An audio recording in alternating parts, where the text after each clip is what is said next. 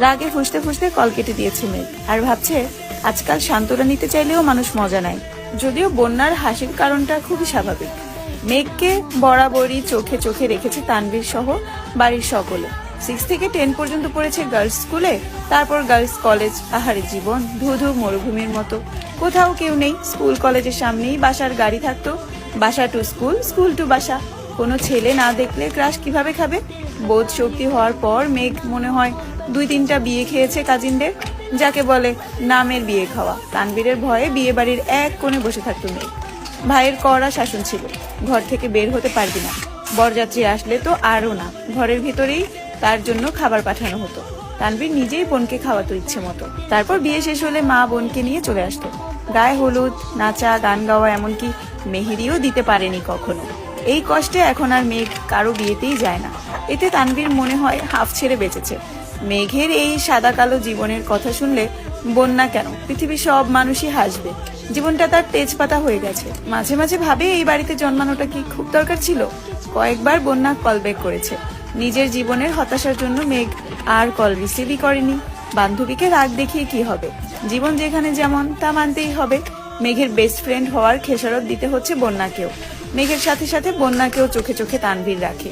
কথায় আছে সঙ্গ দোষে লোহা ভাসে। সঙ্গ খারাপ হলে মেঘও খারাপ হবে। তাই সবসময় বন্যার পিছনে লোক লাগিয়ে রাখে। শুধু বন্যাই না, আরো 2জন বান্ধবী আছে মেঘের, একজন পাখি আর একজন মায়া। ওদেরকেও নজরে রাখে তানভীর। বোনকে সব দিক থেকে প্রোটেক্ট করাই যেন তার প্রথম এবং প্রধান কাজ। আবির বিকাল থেকে ঘুমাচ্ছে। সন্ধ্যা 7টায় ঘুম ভাঙে আবির ডাকে। নিচে আবিরের আব্বু আর মেঘের আব্বু বসে আছেন। আবিরের বাইক কেনার কথা শুনেই তাড়াতাড়ি চলে এসেছেন অফিস থেকে। আবির ঘুম থেকে উঠে চোখে মুখে পানি দিয়ে টাওয়াল দিয়ে কোনো রকমে মুখটা মুছে তৎক্ষণাৎ রুম থেকে বের হয়। সে তার বাবাকে খুব ভালো করে চিনে। ডাকার সঙ্গে সঙ্গে উপস্থিত না হলে বাড়িতে টামডোপ শুরু করে দিবেন। আবিরের চোখে মুখে ঘুমের প্রভাব স্পষ্ট। ব্যস্ত পায়ে হাঁটছে সে। আচমকা এলোমেলো পায়ে ছুটে রুম থেকে বের হয় মেঘ। চুলগুলো অগোছালো। আকস্মিক ধাক্কা এড়াতে চট জলদি নিজেকে নিয়ন্ত্রণ করে অগ্নি দৃষ্টিতে তাকায় আবির। তৎক্ষণাৎ মোটা ভ্রুযুগল সহসা শিথিল হয়ে যায়। অমত্ত চেয়ে রইল সে। এক মুহূর্তের জন্য মস্তিষ্ক থমকে গেছে আবিরের।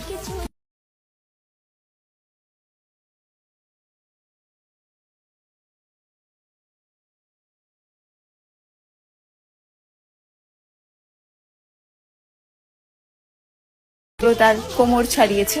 চুল দেখে মনে হয় জীবনানন্দ দাশের বনলতাকে উদ্দেশ্য করে লেখা। চুল তার কবেকার অন্ধকার বিদিশার নিশা। দ্রুত গতি থামাতে গিয়ে মেঘের ছোট্ট দেহ কম্পিত হয়। দৃষ্টি পড়ে 6 ফুট লম্বা মানুষটার বুকে। মেঘ মুখ তুলে তাকায় সেই মানুষটার চেহারার পানে। আবিরের চোখের দিকে বিমোহিত নয়নে তাকিয়ে আছে মেঘ।